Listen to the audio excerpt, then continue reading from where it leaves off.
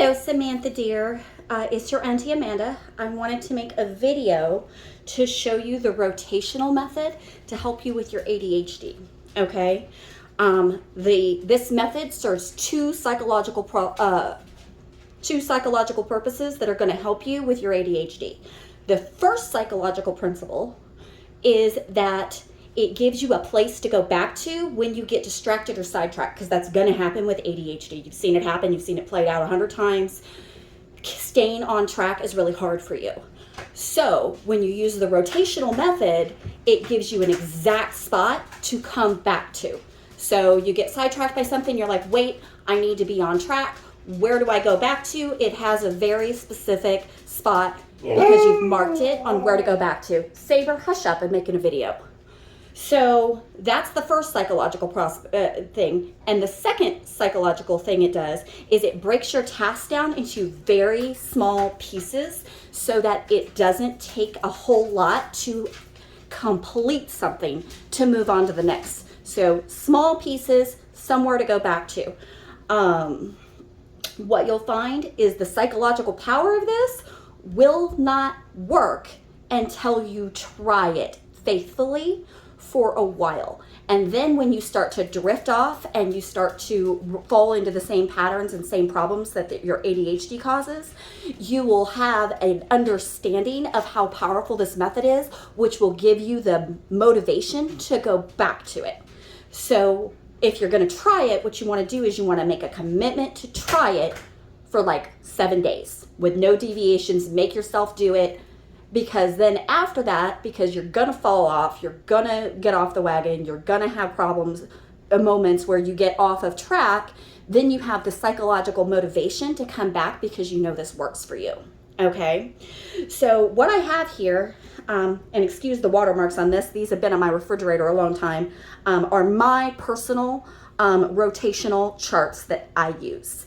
I have a couple of different ways that you can use these. I put them on the fridge. And I use these little round magnets to mark my place. If you don't have magnets or you don't want to put them on the fridge, the paperclip method works. You can slide a paperclip on to mark your place, okay? Or a clip. You can put a clip here to mark your place. And this method can be used in anything that you need to accomplish. So whether it be your home business, whatever that you're working on, whatever task that you have in your life, you need to accomplish that you get sidetracked on, this method can help you. I'm going to specifically show you my housekeeping and daily task because that's like the most helpful thing for me. But I do have other charts for other things that I'm working on that are long-term projects so that I can always come back to the same place. But this is where I started and this is where I would start. So these are two different types of charts, okay? The pink one starts over every day. So every day I start at the top of the pink chart, okay? The second chart is a fully rotational chart, which means I never start over. I move my magnet on this one till I get to the bottom, and then I start to the top. And it doesn't matter how far along I am on this as long as progress is being made. I am going to just move the magnet and then back to the top. So this one is a circle. This one is a path that you restart every day. Okay, and what this does right here is this creates a launch point for me of this is, okay, I've gotten sidetracked by A, B, C, kids, whatever, and I need to get back on track. I can go right to where my marker is, and that's the next thing I need to do. And every task on here is something that I need to accomplish every day, and every task on here is a very small task. So it takes 5 to 10 minutes for me to move my marker. So, and I can start a timer on most of these items. I can start a timer. I'm going to stay focused on this for 1 minute, 5 minutes, 10 minutes, and then I can move my marker. And then when I'm like, okay, I've gotten lost, I've gotten off track, I'm going to come back and I'll be like, oh, I'm supposed to be doing this one thing. This is where I'm at, and it's only going to take me 5 minutes to accomplish this. It's only going to take me 1 minute to accomplish this. It's only going to take me 10 minutes to accomplish this. So, for example, getting dressed and getting up and getting my day started, that's where I'm going to start. The second thing on my list Once I've done that, once I've gotten dressed for the day, okay, I've accomplished something, and maybe I get sidetracked by kids. Maybe I get sidetracked by work. Maybe I get sidetracked by my various responsibilities. But when I come back, I know the very next thing on my list is a 1-minute item, okay? It's gonna take me 1 minute. I don't wanna do this item. So it's gonna help me to think, okay, this is literally 1 minute. This is 1 minute of my life. I'm gonna time it. It never takes more than a minute. And if I do it every day, I feel a lot better and it's a lot easier to do. Swish and swipe is wiping down my toilet. I've got 10 boys living in this house. Toilet needs wiped down every day. It's a disgusting job. I fucking hate it. But if it doesn't get done and the toilet is really nasty, it's much harder for me to do. The next thing, I'm gonna fill my gallon of water up. I'm gonna get my water needs out for the day. Okay, that's gonna take me 30 seconds, and having my gallon of water filled and sipping on it throughout the day is gonna help me. So boom. This is the 10-minute tidy we talked about. I start that from my bedside table every single day. Most days, my giant house with all of the people that live here, I can get from end to end of the house in 10 minutes. The way that I do this is I stay on task. 1 basket, 1 trash bag. I am not cleaning. I am not cleaning at all. I am picking stuff up that doesn't belong and throwing away trash. Putting stuff where it goes. If I'm in the same room, throwing away trash. I am not cleaning because cleaning, I'm gonna get sidetracked with a toothbrush. Okay, every morning I wanna make sure that my dishwasher gets empty. 5 minutes. It literally takes 5 minutes to empty my dishwasher, to do all of my dishes, scrub all my counters, rearrange my cabinets, put everything where it goes, clean out my refrigerator. All these things are huge tasks. But emptying the dishwasher can be done in 5 minutes if it's done every day. At this point, I'm gonna start a load of laundry. I'm not gonna put away laundry. I'm not going to sit there and put away 17 mounds of laundry. I'm not going to do a huge thing. I'm gonna start a load of laundry. I have now accomplished picking up the house, starting a load of laundry, starting a load of dishes. Okay? This one doesn't apply to you, but it should. I'm going to work on my prayer journal, which is my time with God. I'm going to accomplish 1 paperwork item after that. You're a mom, you got a ton of paperwork stuff that needs to be done. Bills need to be paid, stuff needs to be organized, your grocery list needs to be worked out, your kids have paperwork. There's so many things that it takes to run a household, and you know that now because you're an experienced mom. I'm going to make sure 1 gets accomplished today. I'm going to call in the kids as prescriptions. I'm going to check on the doctor's appointments. I'm going to do one teeny tiny little paperwork item, because otherwise they just build up and then it's this huge thing. I'm supposed to be posting a video today to YouTube. I haven't been very good on that. 1 item is going to get created and posted for my store. Okay, and then at this point, I've probably worked, so it's not on this list, but I'm going to put in a 2-hour shift or a 1-hour shift. I'm going to work from home, and so the next thing that I want to do is I want to throw the laundry in the dryer, do my exercise, which is a 10-minute thing. So I've done like a whole work shift. Sometimes it's 2 hours, sometimes it's 4 hours, sometimes it's 6 hours. So this is like in the afternoon. So these are the things that I do like in the morning before I start work. And then this is the stuff I do in the afternoon. And I'm going to start in with my home chores again with throw, load, and laundry. Usually I write something. I'm going to do some sort of afternoon prayer. I'm going to do exercise. Then we get here. So this is the 1 room clean. So I'm doing a 10-minute tidy, but I'm also every day cleaning a different room. And I'm going to use a timer. Because I could spend 3 hours in that room. I could spend 5 hours in that room. I could spend 3 days on 1 room with a toothbrush up in the corner, reorganizing everything I've ever touched, going through everything. But all things in moderation, I'm going to use a timer, 30 minutes on that room. I'm going to do dinner. I have to restart my dryer. You probably don't have to do that. Then I'm going to have from 5:30 to 7:30, that's when I'm taking care of my foster kids, doing their bath, doing their chores, doing their Bible time. I'm going to put away the 1 load of laundry I did today, get my dishwasher started, wipe down my counters, sweep, get all of my stuff ready for the next day, self-care, and go to bed. So this is stuff that has to happen. Oh, I just hit my counter. This is stuff that happens to happen for me every day. This is the absolute bare minimum to keep my household running. This is not all the variety of other things that suck up my time. This is the bare minimum. But when I add up the time that it takes me to do this, most of these tasks are 1 or 2 minute tasks. Really, this is like 3 hours out of a 24-hour day. That leaves me time to do work. And at the end of the day, my minimum tasks were taken care of. And then this can start back up here. What happens if I only get to there? Well, I tried, and at least the most important things, 10-minute tidy, empty the dishwasher, starting to load laundry, got done. So maybe everything doesn't get done every day because I've got a lot of other responsibilities, but the main things are way up here at the top. Self-care, minimum household work to be done. The second form that I have here is very helpful for this. They work in tandem. So right here, you see that I've got where did it go? Start a load of laundry. On this side, I have where all of my laundry baskets are. So I'm not just starting a random load of laundry, there's a rotation. So I've got a laundry basket under my sink in my bathroom. That laundry is getting done. Then I'm gonna move my magnet. So the next time I go to do laundry, if it's tomorrow, great. If it's 2 days, great. However long it takes, I'm gonna do the laundry basket in my bedroom. So this laundry, I'm gonna let that pile up and I'm gonna move on to this one. Then I'm gonna do, the next day I'm gonna do Bill's work clothes. The next day I'm gonna wash Billy's laundry. The next day I'm gonna wash Timothy's laundry. Okay, so I'm not just doing constant laundry because you never get caught up with the laundry. This allows me to make sure everybody's laundry is getting done in a rotation and to give myself a start point and a stop point, because if I allowed myself, I would just sit there and do laundry all day because there's always so much laundry. But by breaking it down into sections, it becomes a manageable task.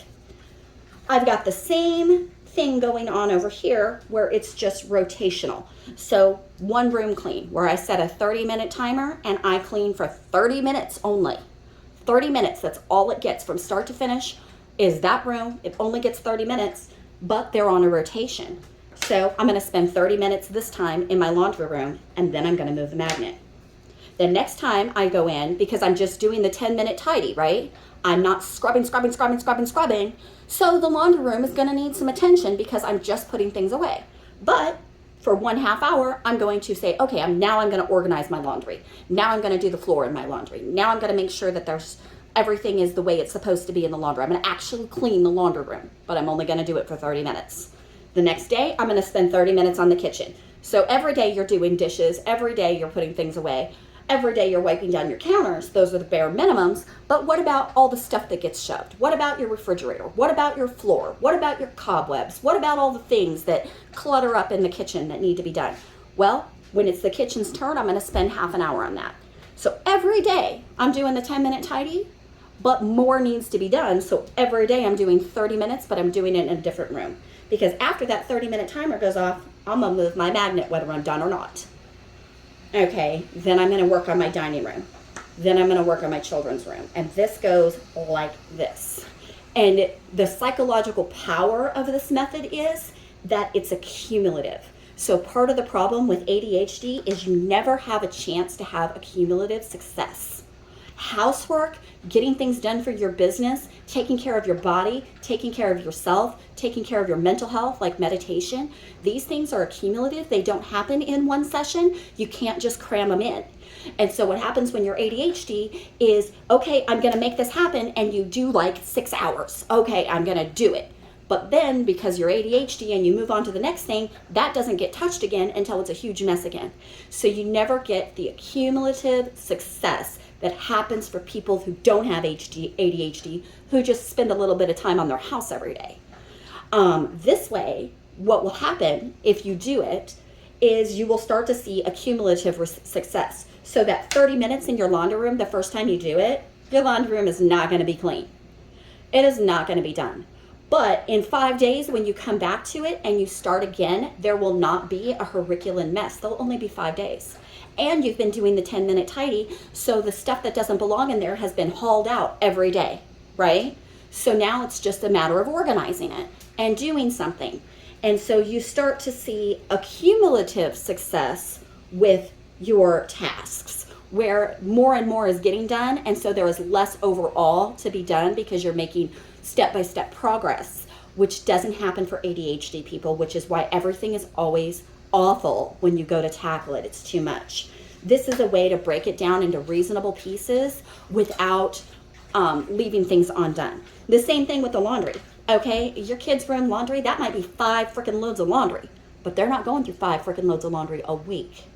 So if you do one whole load of laundry for your kids, and then you come back and you do a whole nother load of laundry, and you do it from start to finish where it actually gets put away, you know, you do the laundry, you dry the laundry, you actually put it away. It's 1 load of laundry a day, and yeah, all the laundry isn't done, but it's actually, there's no pile of laundry. There's no digging through it. There's no clean clothes thrown back in the floor. And the next time you do laundry, the pile's gonna get a little smaller, and the pile's gonna get a little smaller, because even though you're not doing it all, the success is accumulative, okay? And so you really start to feel it. The same way with all of these tiny little tasks, cleaning your counters, like for example, okay, I'm gonna clean my counters.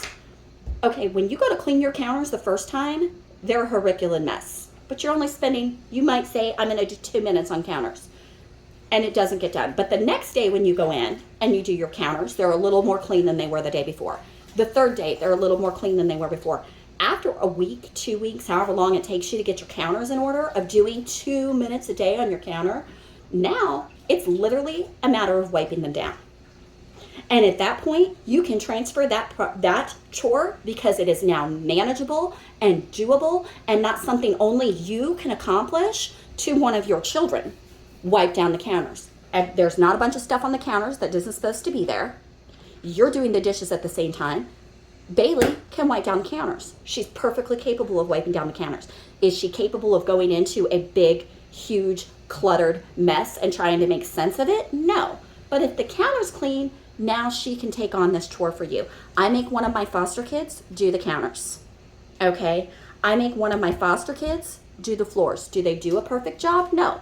But every week I've got the deep cleaning that's happening in that room, so I'll make sure that it gets done perfectly. So they're contributing to the household. They're taking on a 2-minute chore.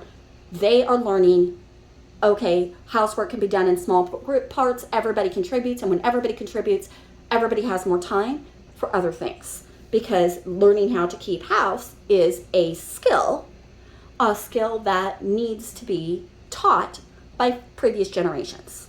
Okay, so you're also teaching your kids how to be self-sufficient and not fall into the ADHD hole by first you demonstrate an example, and then you give them small chunks that they can actually participate and feel value in the household.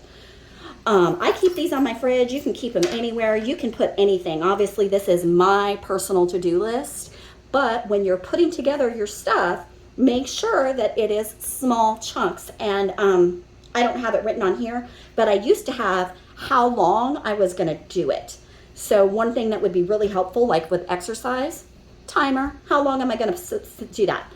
Writing, prayer, how long am I doing that? Because I could do that for 20 hours, you know. Writing, oh yeah, I could get caught up in that and spend 20 hours doing it. So I set myself a 10-minute timer. I'm going to set myself a timer on dishes because when I started out, I had too many dishes. Counters, 2 minutes, 2-minute timer. Anything longer than that is not an everyday task. That's a deep cleaning task. Sweeping, this should not take more than 2 minutes. If it takes more than 2 minutes, then it's not an everyday task. Leave that for your weekly cleaning. Getting your stuff together for the next day. That should take no longer than a minute. You should, like, boom, this is what I need to get dressed the next day. So you can write down on here, and this example doesn't have it for you, how long each of these tasks will take, and set yourself a timer so that you don't end up donating so much time to one task that you don't have time to move on to the next task. So like this one here is a 5-minute task. This one here is a 2-minute task. This one here is a 1-minute task. This one here is a 10-minute task. This is a 5-minute task. This is a 2-minute task. This is a 10-minute task. And so then when you go through and you add up all of your time, it's not very much. It seems like a lot, but it's not. And you can walk away from it as often as you need to because you've got your marker to tell you where to start back up again. All right, well, I don't know if this is helpful for you, but this has been really, life-changing for me. I tried everything under the book. I tried all kinds of courses that you pay money for. This is what has worked for me, and this is what has worked for my ADHD kids.